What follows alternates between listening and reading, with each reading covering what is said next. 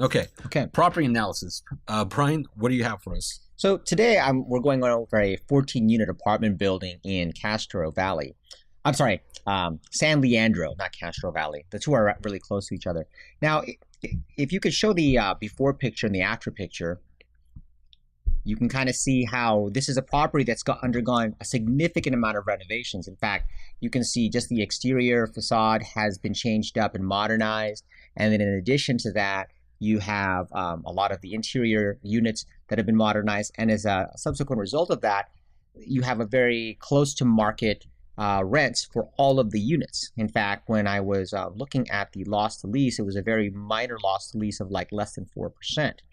Now, the significance of all of this is that you have a really stabilized asset here, a 14-unit building in an area that does not have rent control. Now, mind you, San Leandro does have a rent board, so that if you make rent increases greater than 7% within a 1-year period, that you have to be able to justify it in a rent control board where the tenant and the landlord have the opportunity to review it and Mediator. possibly dispute it or mediate it. So it could be subject to retraction or denial or possibly approval. But essentially, I evaluated the property on a what if scenario if it was all at 7% rental increases throughout. And again, a couple of things with this property, and you'll see this all the time. In some markets, when you're looking at property, say like in Richmond or San Pablo, investors will want to come into that starting at a close to 6% cap rate, right?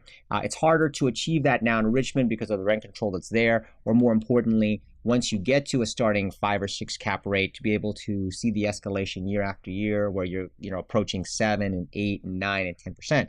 Now, San Leandro, on the contrast, is a more stabilized neighborhood. Not to mention, this particular property has just undergone renovations, and they are already very close to market rent. And so this property was advertised. By the way, it's an off-market property when I was analyzing it, and I just noticed today it had just hit the market. It was advertised as a 5.3 cap. I ran the numbers with using my own expenses. I noticed, in fact, I was emailing the broker on it, who is a friend of mine. We've closed a bunch of other transactions. He didn't include a property management fee, so I included the property management fee in there when I did my underwriting. There were some other expenses he put in there that was he called miscellaneous, that wasn't exactly what wasn't enough to equal a property management fee. But once you add these different numbers in there and you run the building at approximately a 31% operating expense, then you're starting at about a 5.14 cap. With a 30% down, you still have a pretty healthy debt service coverage ratio of 1.24. That means that if you have a proposed mortgage, which is just principal and interest, that the net operating income in this case is 124% greater than that proposed mortgage. So simple numbers, you have a $10,000 principal and interest mortgage, you have a $12,400 net operating income. So it's 1.24 or 124% greater than the debt. So essentially, you always start out with the cash flow. The cash flow I was getting on it was 51,000, whereas the advertised cash flow was closer to 77. When you take the cash flow and the principal reduction into consideration, you have a taxable event of $110,000, which on the acquisition price, because again, the property is asking 5,000,001. So when you weigh it against just the net operating income, you're starting at that 5.14 cap as opposed to a 5.3 cap. But when you look at the power of leverage, meaning you put 30% down, you finance the difference, you pay a principal and interest payment, and then you take into consideration paying down the debt, adding it to your cash flow of 51,000, you have roughly $110,000 of taxable income, but $148,000 straight line depreciation. So even though you might be taxed on $110,000 of income a year after paying all expenses, including a mortgage, getting a cash flow, and paying the principal down, you are making a 6.72% ROI and have a $148,000 straight line depreciation on a $5.1 million cost basis. So meaning you don't have to pay tax on the $110,000. Check with your specific tax bracket and the amount of depreciation you can take, whether you're gainfully employed or self-employed, and or can take the full deduction of depreciation if you can justify the amount of time that you spend in managing your own properties or managing the managers who manage your properties.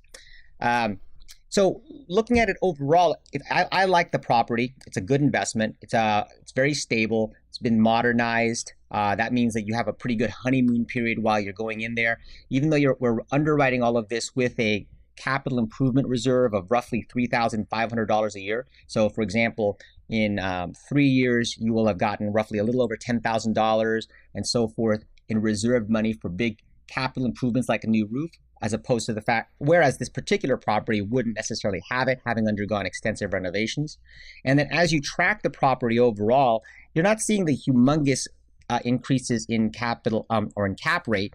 In fact, by year 3, you're just roughly at a 6.14 cap and approaching a 6.69 cap by year 3, year 4. Now your actual cash or taxable event is still climbing. So your ROI on your actual investment is growing from a 6.72 to a 7.58 to a 8.22 to a 9.83. Now that ROI, again, is going to be predicated on the actual interest rate you got. And I underwrote this using a 4.25% interest rate. Just for those of you out there who don't know, the more you borrow, the cheaper the rate gets. So for example, this $3,570,000 loan that I'm underwriting this with, if it was a $5 million loan, the rate would be discounted maybe 20 basis points. So in other words, instead of a 4.25, it might drop to as low as 4.05, deducting the 20 basis point discount. But in this case, you still have a healthy debt service, a nice cap rate, and of course, very, very steady, which is steady return, which is what you would expect in an area like Castro Valley. Again, I keep saying that. San Leandro, where it's a stabilized market and investors are willing to take a little bit lower return because they perceive the market to be more stable and less risk. Now, here's a question. Why would you get a lower interest rate on more money? That's a good question. And the best reason I would call for it is it's like wholesale. You buy more toilet paper, you get it at a cheaper price. But that's essentially, it's always been that way. The higher the debt amount, so on a $5 million debt, you're going to typically see a 3.9, 3.95 interest rate. Now, of course, if you're like at a $500 or $700,000 debt, like on some of these properties where it's $1 million and you're putting just 30% down, you're actually going to see a higher interest rate approaching 5.1. And a lot of it is just simply because it's a smaller amount of debt. The lenders like to be able to package this debt. They like to move money too. Yeah. Keep in mind when lenders are funding these loans, they're not keeping them in their portfolio. So for example, Bank of America, we make deposits to them in savings accounts, and then they loan it back to us.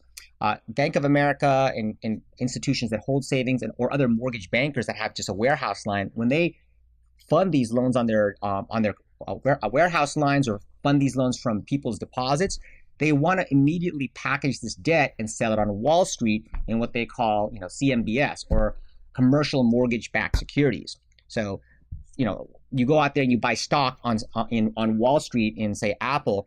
The same in Apple, you buy stock in them because of the widgets that they make and the profits that they supposedly make after expenses. Well, the same exact thing occurs when you take loan amounts with all these various returns from the interest rates that they yield, package them into one big lump sum, and then sell off the individual stocks and call that security. And that's what a CMBS is. So long story short, they have larger chunks of money and then it's a lot easier to have a return on it as opposed to a CMBS package with all these multiple like $500,000 loans and $1 million loans.